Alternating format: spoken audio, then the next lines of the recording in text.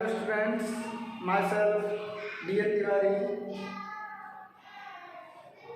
I will teach you chemistry. Chemistry class 10th. So सबसे पहले हम देखेंगे कि जो साइंस है, साइंस में 3 पार्ट्स होते हैं। 3 पार्ट्स में आपका क्या होता है? Physics, chemistry and biology. तो केमिस्ट्री की हम बात करेंगे। केमिस्ट्री में आपका पहला चैप्टर है chemical reactions and equations. Students, chemical reactions क्या होती हैं और उसको कैसे रिप्रेजेंट किया जाता है, उसकी इक्वेशंस क्या होती हैं, कितने टाइप की केमिकल रिएक्शन होती हैं, what is the chemical reactions and its type, what is the chemical equation and how to balance it. तो सबसे पहले हम देखेंगे केमिकल रिएक्शंस होती क्या हैं। तो केमिकल रिएक्शन स्टूडेंट अगर हम सोचते हैं तो हमारे माइंड में सबसे पहले यही बात आ जाती होगी केमिकल रिएक्शन के बारे में कि केमिकल रिएक्शन के लिए एक लैब चाहिए होगा, साइंटिस्ट चाहिए होंगे या एक केमिस्ट चाहिए होगा, फिर केमिकल रिएक्शन होगी, टेस्ट ट्यूब में रिएक्शन कराएंगे। ऐसा नहीं है स्टूडेंट्स। केमिकल रिएक्शंस के बहुत सारे एग्जाम्पल्स हमारे डेली लाइफ में आसपास हमारे हैं। सबसे पहला एग्जाम्पल आपका क्या है? Milk convert into curd. Milk का कर्ड में कन्वर्ट होना, लैक्टिक एसिड में कन्वर्ट होना, ये भी क्या है? केमिकल रिएक्शन है। सेकंड चीज क्या है आपकी? सेकंड चीज digestion of food in our body. हमारे बॉडी में फूड का डाइजेशन, वो भी क्या है? केमिकल रिएक्शन है स्टूडेंट्स। बहुत सारे एंजाइम सेक्रेट होते हैं, बहुत सारे juice, bile juice, pancreatic juice, ये सारे जूस सेक्रेट होते हैं हमारे बॉडी में और केमिकल रिएक्शन होता है स्टूडेंट्स। सल्फ्यूरिक एसिड हमारी बॉडी में सीक्रेट होता है जो बैक्टीरिया को मारता है, जो भी बैक्टीरिया फूड के साथ में चले जाते हैं। और क्या होता है? Refining of grapes, fermentation of east, ये सारी क्या है? केमिकल रिएक्शंस है स्टूडेंट्स। तो chemical reaction, making a food, जब हम किचन में फूड बनाते हैं, आपके घर में आपकी मम्मी फूड बनाती होंगी तो देखते होंगे वो भी क्या है? रिएक्टेंट्स, एक अलग सब्सटेंस लेती है और अलग सब्सटेंस फॉर्म होता है, वो भी क्या है? केमिकल रिएक्शंस है। आप टी बनाते हैं, वो भी क्या है? केमिकल रिएक्शंस है। वाटर आप हीट करते हैं, वो भी क्या है? केमिकल रिएक्शंस है। तो ये सारी की सारी जो हमारे आसपास जो हम देखते हैं, ये सारी की सारी प्रोसेस आपकी क्या है? केमिकल रिएक्शंस है। तो स्टूडेंट्स, केमिस्ट्री का मतलब ये है सेंट्रल साइंस। सेंट्रल साइंस मतलब ये फिजिक्स को भी टच करता है और बायोलॉजी को भी टच करता है। तो ये आपका केमिस्ट्री मीन्स क्या हो गया? Central science. तो today discuss about chemical reaction. Start. Students, chemical reaction are the process in which new substance are formed. Chemical reaction एक ऐसा रिएक्शन है जिससे आपका क्या होता है? जो भी आप सब्सटेंस लेते हैं उससे डिफरेंट टाइप का एक नया सब्सटेंस फॉर्म होता है। For example zinc, Jayden, H2SO4 sulphuric acid. Zinc हम ले रहे हैं, जिंक क्या है? सिंबल है, जिंक का सिंबल क्या है? जेडेन है, प्लस H2SO4 और आपका क्या बना रहा है? ZnSO4 प्लस H2 क्या बना रहा है? जिंक सल्फेट बना रहा है, हाइड्रोजन रिमूव कर रहा है। या इसको हम ऐसे देख सकते हैं जैसे हाइड्रोजन प्लस ऑक्सीजन आपका क्या बना रहा है? Water. Hydrogen symbol of H, H2 क्या है? Symbol of hydrogen, O2 symbol of oxygen to form H2O क्या बना रहा है? वाटर बना रहा है। तो इस तरीके से chemical reactions are the process in which new substance are formed. Chemical reaction एक ऐसा प्रोसेस है जिसमें आप जो भी सब्सटेंस लेते हैं, जो भी रिएक्टेंट्स लेते हैं, उससे मिलकर के एक नया सब्सटेंस फॉर्म होता है।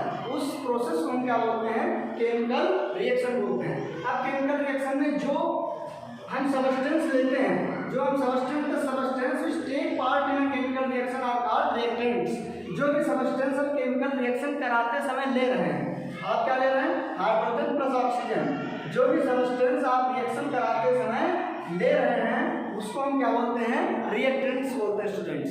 जो भी सब्सटेंस हम रिएक्शन कराते समय पार्ट में ले रहे होते हैं उसको हम क्या बोलते हैं? रिएक्टेंट्स बोलते हैं। और जो आपका नया सब्सटेंस फॉर्म होता है, जो आपका नया सब्सटेंस फॉर्म होता है, the substance produce as a result is called chemical in a chemical reaction is called product.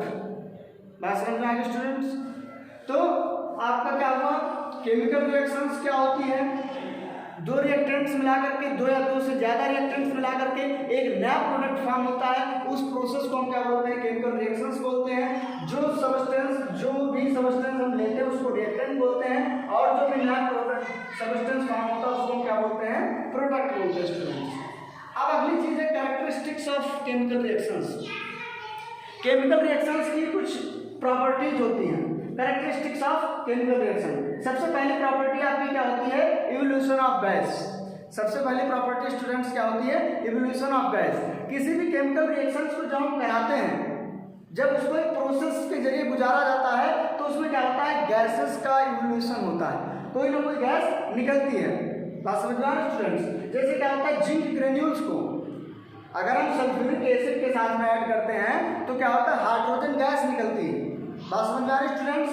Zinc granules को अगर हम सल्फर, ये देखिए रिएक्शन आपकी लिखी हुई, जिंक ग्रेन्यूल्स को अगर आप, ये क्या है, जिंक ग्रेन्यूल्स है, ये क्या है, सल्फ्यूरिक एसिड है, उसको हम अगर रिएक्शन कराते हैं तो क्या बनता है, नया प्रोडक्ट आपका बन रहा है, और क्या बन रहा है, H2, हाइड्रोजन गैस आपकी क्या हो रही है, बाहर निकल रही है, इवोल्यूशन हो रहा है गैस का। अगली चीज क्या है, formation of A precipitate. Precipitate का फॉर्मेशन होता है, प्रेसिपिटेट मतलब insoluble solids, insoluble solid form होता है। तो जैसे मान लीजिए कोई भी प्रोडक्ट आपका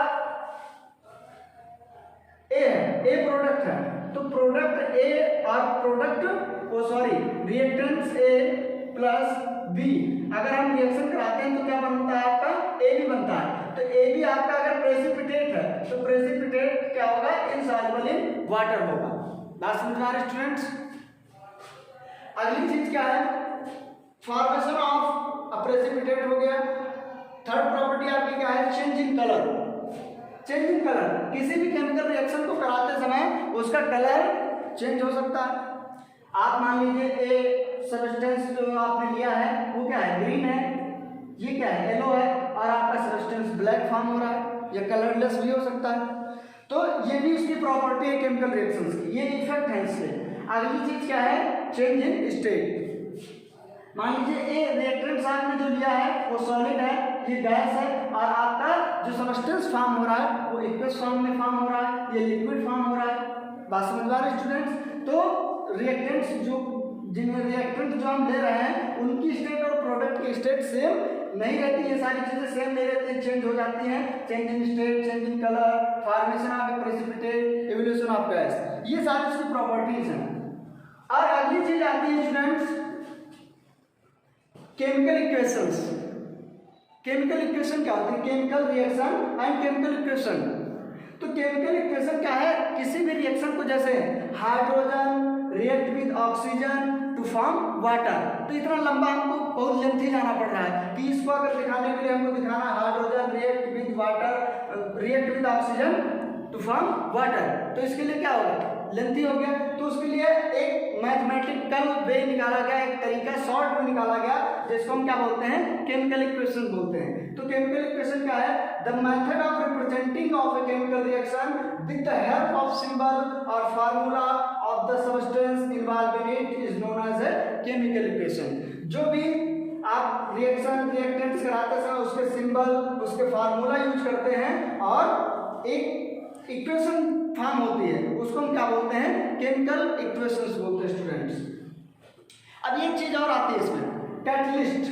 कैटलिस्ट क्या होता है स्टूडेंट्स, कैटलिस्ट क्या होता है, they are those chemical which increase the rate of reaction without actually participating in it। Catalyst ऐसे केमिकल सब्सटेंस होते हैं, कैटलिस्ट ऐसे केमिकल सब्सटेंस होते हैं जो क्या करते हैं, उस रिएक्शन में पार्टिसिपेट न होते हुए उसकी रेट को क्या कर देते हैं, इंक्रीज कर देते हैं। बात समझ में आ रही है स्टूडेंट्स? कैटलिस्ट क्या होते हैं, जैसे मान लीजिए हम रिएक्शन करा रहे हैं ए प्लस बी, और आपका क्या फॉर्म हो रहा है, ए बी फॉर्म हो रहा है। अब इसमें क्या है, अगर हम निकल कैटलिस्ट डाल देते हैं, निकल कैटलिस्ट मान लीजिए हमने 5 ग्राम डाला, तो ये क्या करेगा, ये ए प्लस बी और प्लस एन आई ऐड नहीं होगा, ये क्या रहेगा आपका, कैटलिस्ट अलग रहेगा, इसका रिएक्शन से कोई मतलब नहीं। ये रिएक्शंस की रेट को इंक्रीज कर देता है, रिएक्शन जल्दी होगी,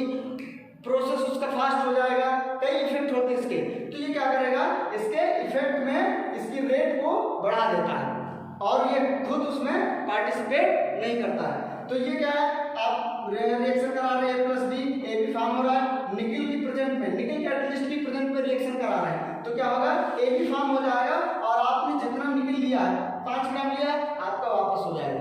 बात समझ में आ रही है स्टूडेंट्स?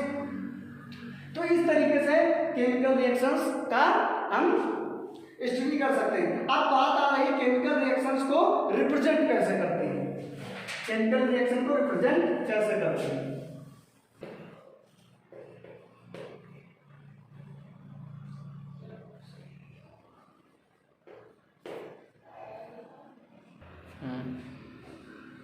तो स्टूडेंट्स रिप्रेजेंट्स ऑफ रिएक्शन कैसे रिप्रेजेंट करते हैं, किसी भी रिएक्शन को लिखते समय कौन कौन सी बातों का ध्यान रखना आवश्यक होता है। अगर ये बातें अगर हम ध्यान नहीं रखते तो कोई भी केमिकल रिएक्शंस आप सिंबल और फार्मूले के बेस्ड पे कोई भी केमिकल रिएक्शन या केमिकल इक्वेशन बनाते हैं, वो आपकी केमिकल रिएक्शन और केमिकल इक्वेशन आपकी क्या होती है, रॉन्ग हो सकती है। तो उसके लिए हमें कौन कौन से रूल्स को फॉलो करना होगा, कौन कौन सी बातों का हमें ध्यान रखना होता है स्टूडेंट्स। तो सबसे पहले ध्यान रखना, जैसे मान लीजिए हमने रिएक्शन लिखी है, sorry hydrogen plus oxygen react हो रहा है, हाइड्रोजन प्लस ऑक्सीजन रिएक्ट हो रहा है एक दूसरे के साथ में, और क्या फॉर्म हो रहा है, वाटर फॉर्म हो रहा है। इसी तरीके से सेकंड एग्जांपल आपका क्या है, sodium plus chlorine, sodium plus chlorine आप रिएक्ट करा रहे हैं आपस में और क्या बन रहा है आपका NaCl बन रहा है।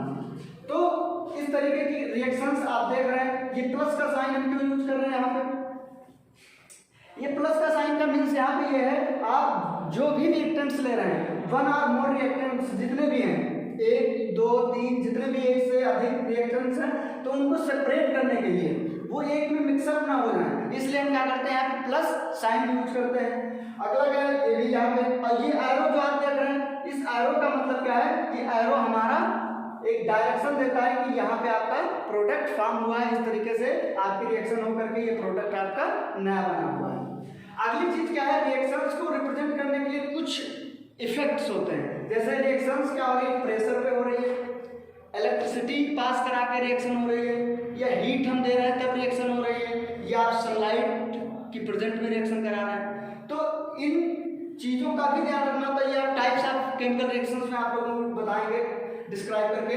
तो सबसे पहले देखते हैं प्रेशर। अगर कोई भी रिएक्शन आपकी प्रेशर में हो रही है, एटमॉस्फेरिक प्रेशर में हो रही है, ATM एटमॉस्फेरिक प्रेशर में हो रही है, तो उसके लिए क्या करते हैं, एरो पे हम प्रेशर लिख देते हैं, ये कितना एटमॉस्फेरिक प्रेशर है, ठीक है, 700 800 जितना भी एटमॉस्फेरिक प्रेशर आपका है, तो उस प्रेशर के एरो के ऊपर उसको रिप्रेजेंट कर देते हैं। अगली चीज है इलेक्ट्रिसिटी।